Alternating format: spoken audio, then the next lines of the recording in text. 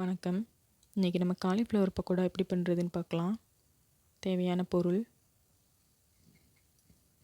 மஞ்சள் தூள், சிக்கன் 65 மசாலா, உப்பு, இஞ்சி பூண்டு பேஸ்ட்டு வீட்டிலையே அரைச்சது,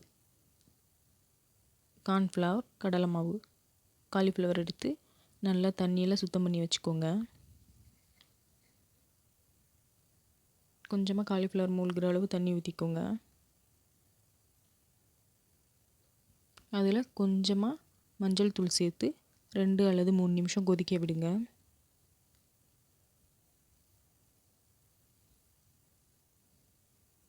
மஞ்சள் தூள் சேர்க்கிறனால அதில் இருக்கிற கிருமிகள் எல்லாம் இறந்துடும்.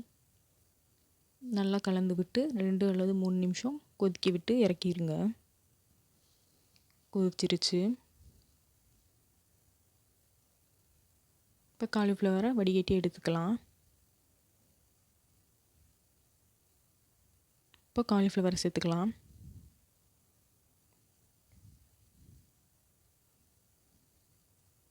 கொஞ்சமாக அதில் நம்ம உப்பு சேர்த்துக்கலாம்.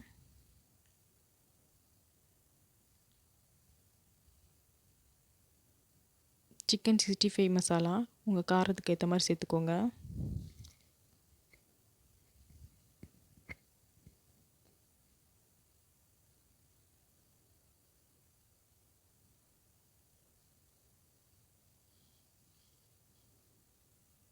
சிக்கன் 65 மசாலாலேயே உப்பு இருக்கும், அதனால் உப்பு கொஞ்சம் பார்த்து சேர்த்துக்கோங்க. கார்ன்ஃப்ளவர் சேர்த்துக்கலாம். கார்ன்ஃப்ளவர் 3 ஸ்பூன், கடலை மாவு 3 ஸ்பூன் சேர்த்துக்கலாம்.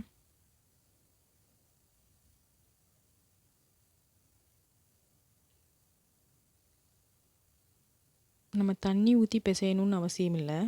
இஞ்சி பூண்டு விழுது சேர்த்துக்கலாம். காலிஃப்ளவரில் இருக்கிற தண்ணியிலேயே நம்ம நல்லா பிசைஞ்சிக்கலாம். நல்லா கலந்து விட்டுக்கோங்க. இந்த மாதிரி பதத்தில் காலிஃப்ளவரை பிசைஞ்சு எடுத்துக்கோங்க. தண்ணி விடவே தேவையில்லை. அதில் இருக்கிற தண்ணியிலேயே நம்ம இந்த மாதிரி கலந்து வச்சுக்கலாம். இப்போது கடாயை எடுத்து கொஞ்சமாக எண்ணெய் ஊற்றிக்கோங்க. காலிஃப்ளவர் பொரிக்கிறதுக்கு தேவையான அளவு எண்ணெய் எடுத்துக்கோங்க. எண்ணெய் நல்லா சூடாகட்டும். சூடாகவும் நம்ம பிசைஞ்சு வச்சுருக்கிற காலிஃப்ளவரெல்லாம் எடுத்து ஒன்று ஒன்றா சேர்த்துக்கோங்க. காலிஃப்ளவர் ரொம்ப தண்ணியாக ஆயிடக்கூடாது, எண்ணெய் இழுக்கும். நல்லா ட்ரையாக இருக்கணும். அப்போ தான் நல்லா முறுமுறுன்னு நமக்கு கிடைக்கும். பிசைஞ்சு வச்சுக்கிற காலிஃப்ளவர் எல்லாம் சேர்த்துக்கோங்க. ஒரு 2 நிமிஷம் ஹை ஃப்ளேமில் வச்சு வேகட்டும்.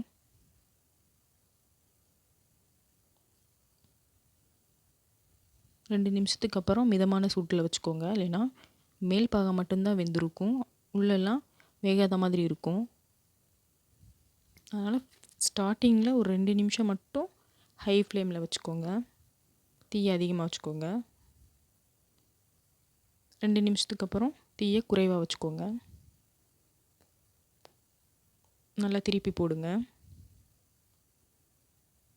காலிஃப்ளவர் நல்லா வெந்துருச்சு. இப்போ எடுத்துடலாம்.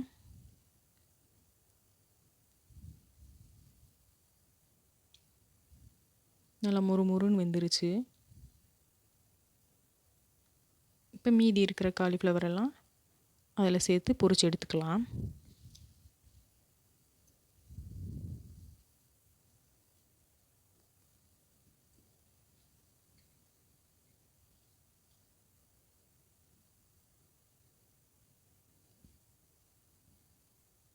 காலிஃப்ளவர் நல்லா கெட்டியான பதத்தில் இருந்தால் தான் எண்ணெயே இழுக்காது.